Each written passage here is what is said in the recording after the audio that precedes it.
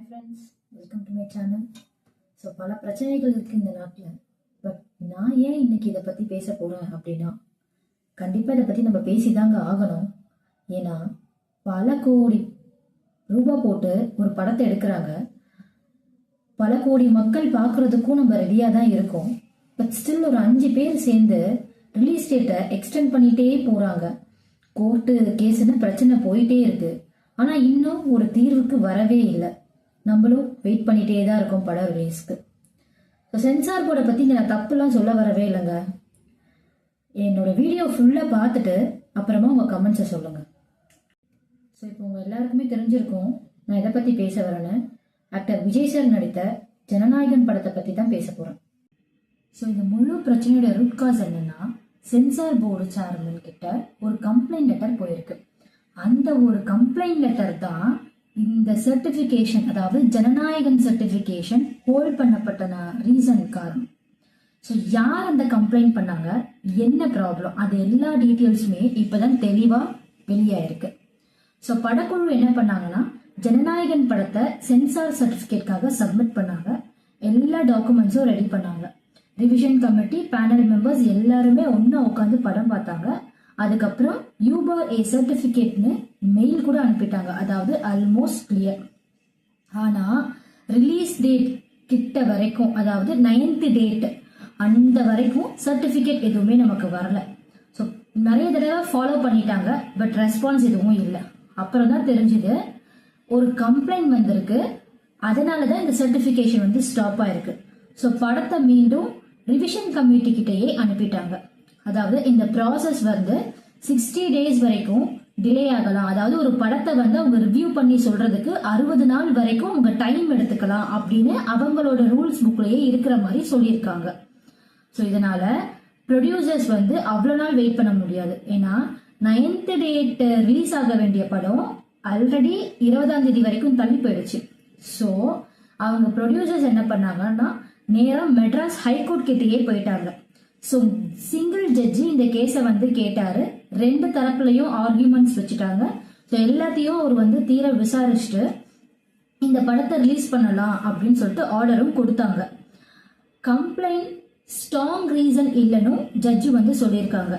ஆனால் கம்ப்ளைண்ட் போட்டவங்க யாருன்னு பார்த்தீங்கன்னா, சென்சார் போர்டு, அந்த சென்சார் பேனல் மெம்பர் தான் கம்ப்ளைண்டே கொடுத்துருக்காங்க. சென்சார் போர்டு அப்பீல் பண்ணதுக்கு அப்புறமா டபுள் பெஞ்ச் ஜட்ஜ் கிட்ட இந்த கேஸ் வந்து போயிடுச்சு. அதாவது இதுக்கு முன்னாடி ஒரு ஜட்ஜி தான் வந்து பண்ணிட்டு இருந்தாங்க. இப்போ 2 ஜட்ஜி வந்து உட்கார்ந்து அதை வந்து தீர்ப்பு சொல்ற மாதிரி அது அவங்க கிட்ட அந்த கேஸ் வந்து போயிடுச்சு. ஸோ முதல்ல வந்து டெம்பரரியா வந்து ஸ்டே பண்ணாங்க. ஆனா அதுக்கப்புறம் ஃபுல் ஹால்ட் பண்ணிட்டாங்க. அதாவது 20ஆம் தேதி தான் ஹியரிங் டேட்டே அப்படின்ற மாதிரி தான் சொல்லியிருந்தாங்க. ஸோ ப்ரொடியூசர்ஸ் எல்லாருமே அவ்வளோ நாளில் நம்மளால வெயிட் பண்ண முடியாது. ஆல்ரெடி 9th கொடுத்துருந்தோம் நம்ம வந்து ரிலீஸ் டேட்டு. 9th 10th ஆச்சு, அப்புறம் பொங்கல் ஆச்சு, இப்போ 20 தேதி வரைக்கும்லாம் தள்ளி போட்டிருக்காங்க. ஸோ நம்மளால வெயிட் பண்ண முடியாது அப்படின்னு சொல்லிட்டு நேராக சுப்ரீம் கோர்ட்டுக்கே போயிட்டாங்க. அதாவது சென்சார் போர்டு வந்து சுப்ரீம் கோர்ட்டு கிட்ட என்ன சொன்னாங்கன்னா, சிங்கிள் ஜட்ஜ் எங்களோட சைட் கன்சிடர் பண்ணல. 5 பேர் பார்த்ததுல ஒருத்தருக்கு மட்டும்தான் அப்ஜெக்ஷன். ஆனா சர்டிபிகேட்டுக்கு சைன் போட்டு கொடுத்துட்டு பின்னாடி அவர் கம்ப்ளைண்ட் லெட்டரும் கொடுத்துருக்கிறாரு. ஸோ அந்த கம்ப்ளைண்ட் லெட்டர்ல சர்டிபிகேஷனை ஸ்டாப் பண்ணுங்க அப்படின்னு சொல்லிட்டு தான் அந்த கம்ப்ளைண்ட் லெட்டரே இருந்திருக்கு. ஸோ சுப்ரீம் கோர்ட்டு அந்த கேஸை எடுக்கும்போது டபுள் ஜட்ஜ் ஆல்ரெடி வந்து அந்த கேஸ் வந்து பார்த்துட்டு இருக்காங்க. ஸோ அது இன்னும் முடியலை. அதனால எங்களால இந்த கேஸை வந்து எடுக்க முடியாதுன்னு சொல்லிட்டு டினை பண்ணிட்டாங்க. ஸோ இப்போ அந்த கேஸ் திரும்பவும் வந்து டபுள் பெஞ்ச் கிட்டேயே வந்துருச்சு. அந்த டபுள் பெஞ்ச் வந்து ஆக்சுவலா இன்னைய டேட், அதாவது இன்னைக்கு டேட்டை வந்து ரிசர்வ் பண்ணியிருந்தாங்க. ஸோ இன்னைய டேட்ல ஒரு ஆர்டரும் அவங்க கொடுத்துருக்காங்க. அது என்ன ஆர்டர்னா, திரும்பவும் அந்த கேஸை வந்து சிங்கிள் ஜட்ஜே வந்து டீப்பா என்ன இருக்கு அப்படின்றத வந்து 2 சைட்லயும் கண்டுபிடிச்சு ஒரு கன்ஃபர்மேஷன் வந்து கொடுங்க, சர்டிபிகேட் வந்து ரிலீஸ் பண்ணுங்க அப்படின்ற மாதிரி தான் அந்த டபுள் ஜட்ஜ் வந்து சிங்கிள் ஜட்ஜ் கிட்ட சொல்லியிருக்காங்க. ஸோ இப்போ வந்து இந்த கேஸ் திரும்பவும் லீகலா லூப் ஆயிட்டே இருக்கு. அதாவது சர்க்கிள் ஆயிட்டே இருக்கு. ஃபர்ஸ்ட் சிங்கிள் ஜட்ஜி, அப்புறம் டபுள் ஜட்ஜி, அப்புறம் சுப்ரீம் கோர்ட்டு, திரும்பவும் சுப்ரீம் கோர்ட்டு டபுள் ஜட்ஜி, திரும்பவும் சிங்கிள் ஜட்ஜ் அப்படின்னு சொல்லிட்டு ஒரு சர்க்கிள்ல இந்த கேஸ் வந்துட்டே தான் இருக்கு. ஸோ ஸோ இவ்வளோ ப்ராப்ளம் கிரியேட் பண்ண இந்த கம்ப்ளைண்ட் லெட்டரில் அப்படி என்னதான் இருந்திருக்கு அப்படின்னு சொல்லிட்டு பார்த்தா சென்னை கமிட்டி அதை ப்ராப்பராக எக்ஸாமின் பண்ணலை. ஸோ சில சீன்ஸ் வந்து மத நல்லிணக்கத்தை பாதிக்கிற மாதிரி சில சீன்ஸ் இருக்கு. ஸோ ஃபாரின் ஃபோர்ஸ் இந்தியாவை வந்து டிஸ்டர்ப் பண்ணுற மாதிரியும் காமிக்கிறாங்க. ஆர்மி சீன்ஸ் அதிகமாக இருக்கு. பட் அந்த கமிட்டி மெம்பர்ஸில் ஆர்மி எக்ஸ்பர்ட் யாருமே இல்லை. அதாவது டிஃபென்ஸ் எக்ஸ்பர்ட்ஸ் யாரையுமே சேர்க்கல அந்த 5 பேர் கமிட்டி இருந்ததுல.